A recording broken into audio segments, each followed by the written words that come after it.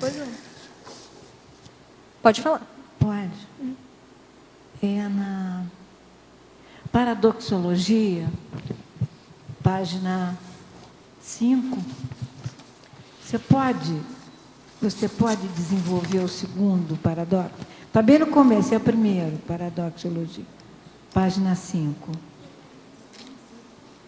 Paradoxo do educador pedófilo, página 3, o primeiro Página item 3, ali. é. Qual que você falou, Tânia?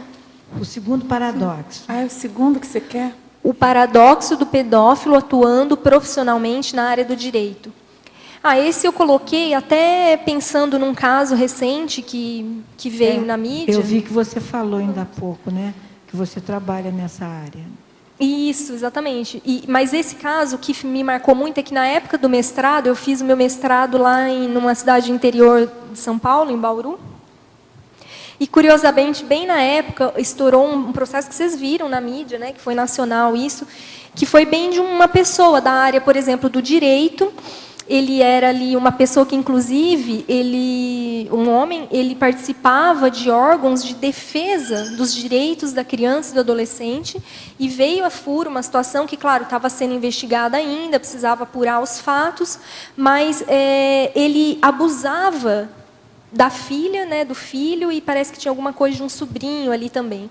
Então, isso me chamou a atenção e me marcou, e não é o único caso, né? Então, a gente vê, aqui, ó, até o Alexandre achou aqui para mim, Folha de São Paulo, né? Então, é uma situação assim que, se você procurar na internet, né, a gente acha. E por que eu coloquei do direito? Porque chama atenção, porque é um paradoxo. Sim. Você fala, poxa, uma pessoa que está ali estudando algo para usar as leis para que a sociedade seja mais equânime, para que as coisas aconteçam de uma maneira mais justa, ela própria, né, toma uma atitude dessa, seria nesse sentido, para destacar o paradoxo.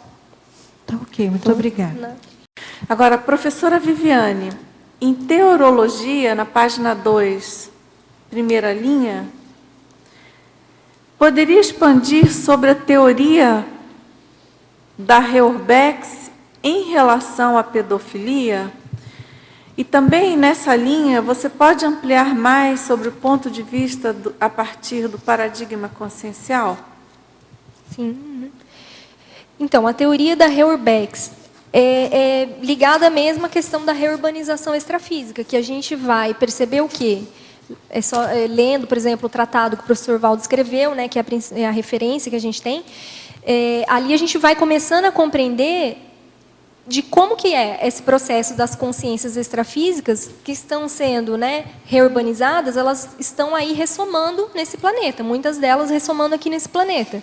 E, ao ressomarem, o que vocês acham que vai acontecer? Né? Por um lado, é ruim, porque ela está ressomada aqui, só que olha o lado bom que é isso, né? Olha a lógica desse processo. É uma oportunidade, eu vejo como uma nova oportunidade dessa consciência, né, receber um soma e ela poder atritar com essa realidade que é o intrafísico aqui e se deparar com a patologia dela. Então, quem sabe, ter uma nova oportunidade de poder melhorar, de poder olhar que isso é ruim, é uma doença, uma patologia, e ter essa oportunidade, ainda que seja, por exemplo, se ela chegar ao ponto de cometer o abuso e ser presa. Às vezes é uma bênção, que bom, melhor que seja presa, para daí ela refletir sobre aquilo, ter a oportunidade de ter um tratamento, não tem problema nenhum. Né? Então, eu vejo como positivo, e a relação que eu faço com a pedofilia é essa, como uma oportunidade. Então, ela está sendo reurbanizada, ela ressoma no intrafísico, e ela pode, então, dar um novo significado, ou repetir os mesmos erros. Aí vai depender de cada um, né, de como a consciência vai lidar. Certo. Viviane, na Fatologia, página 9, se podia, por favor, se tivesse exemplo das múltiplas contravenções anticosmoéticas do abusador sexual. Sim.